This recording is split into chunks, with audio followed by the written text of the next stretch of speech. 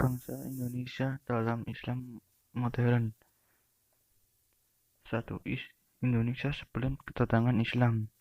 Jauh sebelum Islam masuk ke Nusantara dan menjadi agama mayoritas, masyarakat telah memiliki sistem kepercayaan sendiri. Secara umum, keyakinan tersebut disebut sebagai animisme dan juga dinamisme. Kemudian, periode Hindu-Buddha dimulai sekitar abad ketiga dan pengaruhnya paling besar terhadap di Pulau Jawa. Perkembangan keyakinan bangsa Indonesia selalu dinamis, dan pada saat yang sama, unsur-unsur dari kejayaan masa lampau juga masih mempengaruhi kehidupan masyarakat hingga sekarang. Untuk lebih jelasnya, berikut adalah penjelasan masing-masing keyakinan masyarakat sebelum periode Islam. B. Dinamisme adalah keyakinan terhadap kekuatan yang berada dalam suatu benda dan diyakini mampu memberikan suatu manfaat dan mara bahaya. Benda-benda tersebut bisa berupa gunung, bebatuan, dan lain sebagainya. 2. Proses masuknya Islam di Indonesia. 1. Teori Gujarat mengatakan bahwa proses kedatangan Islam ke Indonesia berasal dari Gujarat pada abad ke-7 Hijriah atau abad ke-13 Masehi. Gujarat ini terletak di India bagian barat, berdekatan dengan Laut Arab. Tokoh yang mensosialisasikan adalah kebanyakan dari sarjana dari Belanda. Sarjana pertama yang mengemukakan teori ini adalah J. Pisnapel dari Universitas Leiden pada abad ke-19. Menurutnya, orang-orang Arab bermadzhab Syafi'i telah bermukim di Gujarat dan Malabar sejak awal Hijriah.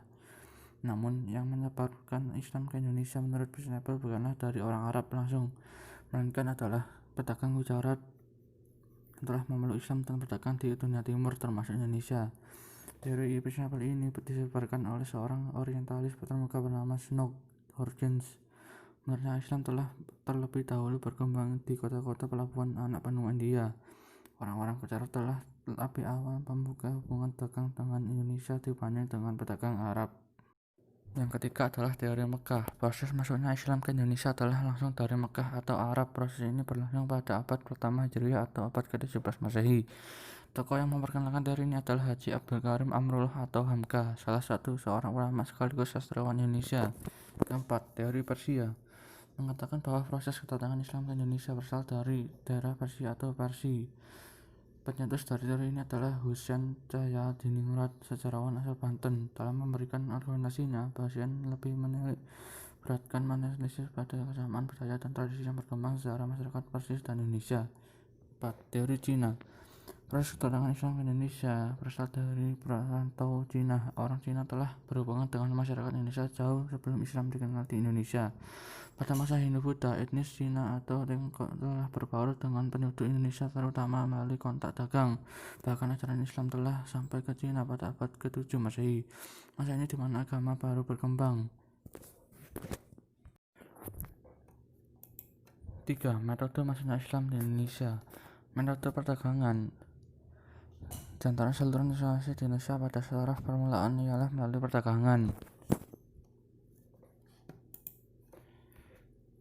2. Metode perkawinan. Perkawinan merupakan salah satu dari saluran investasi yang paling memudahkan, karena ikatan perkawinan merupakan ikatan lahir batin, tempat mencari kedamaian di antara dua individu. 4.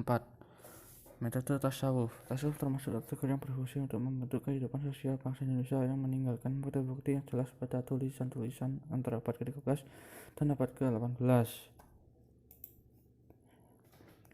4. Metode pendidikan. Para ulama, guru-guru, dan raja berperan besar dalam proses islamisasi.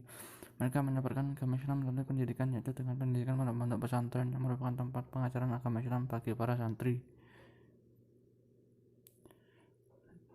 Yang kelima, metode politik. Pengaruh kekuasaan raja sangat berperan besar dalam proses islamisasi. Ketika seorang raja memeluk agama Islam, maka rakyat juga akan mengikuti jejak rajanya.